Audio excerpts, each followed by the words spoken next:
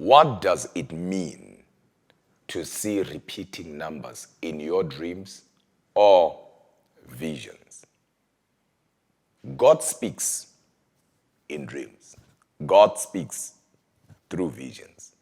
According to Job 33 verse 14 and 15. So we know that already. Numbers 12 verse 6 tells us that God speaks in dreams and he reveals himself. He makes himself known even in visions. Acts 2 verse 17 tells us that God indeed in the last days, he will speak and he will cause men to dream dreams. One thing about dreams is that dreams are not translated, but dreams are interpreted. According to Daniel 1 verse 17, the Bible speaks about a skill of dream interpretation. The word skill there is actually the word sakal, meaning supernatural intelligence to understand dreams. And Daniel had that skill. So allow me to talk about this issue or rather this mystery that people are experiencing almost every day, where people see repeating numbers in their dreams. 111, 222, 333, 444, 555. Remember, dreams are symbolic and are not translated, but are interpreted. What I want you to understand is that numbers, pay attention now, I've started. Numbers, they start from 0 to 9. From there, numbers are repeating themselves. Let me say that again. Numbers, they start from 0. From there, they go to 9. From 9 going forward, numbers are repeating themselves. We know what 0 is. 0 is a number of nothingness, right? We know number 1 is a number of God, right? Number of leadership, number of greatness. Number 2 is a number of balance, number of witness. How can two walk together unless they agree? Number 3 is a number of revival, number of Trinity, divine intervention. Number 4 is actually a number of good news. We know that. Number 5 is a number of grace, number of favor, number of mercy. We know that. Number 6 is the number of the man. God created man on the 6th day, right? We know that. The Bible says in the book of Revelation, the number is the number of men. So we know that 6 is the number of men. Then we have number 7, which is the number of perfection, the number of completion, right? This is where you finish.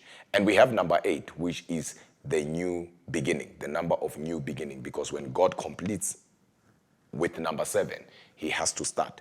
Remember in the book of Genesis also 8, in the book of Genesis number 8, we have Noah, his wife, his 3 sons, and 3 daughters-in-law, and God started a new generation through these 8 people. Then we have number 9, which is the number of fruitfulness, right? The number of celebration. Most people love number 9 because it's a number that is connected to blessings, right? Joy, so to say. Then we have number 10, which is the number of responsibility, right? Number of management. Then we have number 11, which is the number of gates. In most cases, doors, open doors, spiritual gates. Then we have number 12, which is the number of the chosen, right?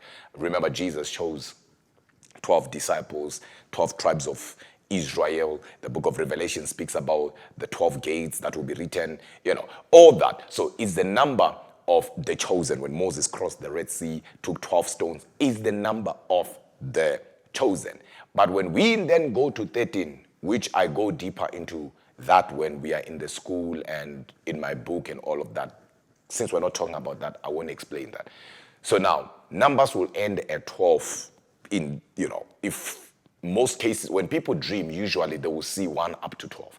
But if it goes beyond, let's say you see 13, and you don't know what it means. Or let's say you see 16 and you don't know what it means. The best way to interpret, not to translate, don't translate dreams, interpret them, is to add the numbers. So you add 1 plus 6, which is, right, 16. So you say 1 plus 6, it will give you 7. And we know what 7 means, right? So if you see 2, 8, which is 28, you say 2 plus 8, then it will give you 10. And we know in this case what 10 means. If you see, let's say, 97, right? Then you have to, one way or the other, combine that.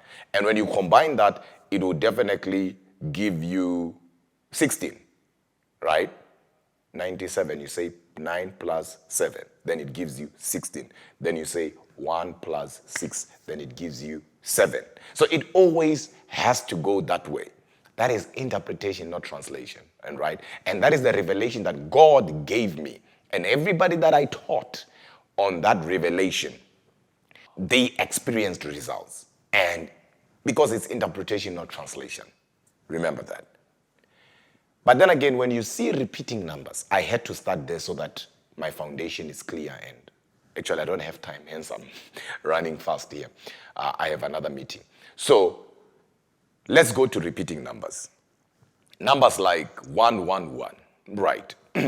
Everybody knows that 111 is a number of access, right? Everybody knows that. 111, you know how gates are. 111. So it's a number of access. So God is giving you access to certain things, whether it's a higher dimension, new job, whatever that is. You are gaining access. Then we have now numbers like 222, right? Which is a number of transformation. Number of transformation. Then we have 333. 333 has two sides in it, right? It is actually a number of supernatural help. Is a number of supernatural help. But at the very same time, 333 is a spiritual, it deals with spirituality. So there are two sides to it, right? So there is the diabolic side of it and there is the divine side of it. That's why witches, or rather spiritual wickedness, thrives, or they use the number 333. And then of course we have 444. As a matter of fact, I'm out of time, but I promise you, as you comment here to say, let's continue, Apostle, I will come back and continue this session.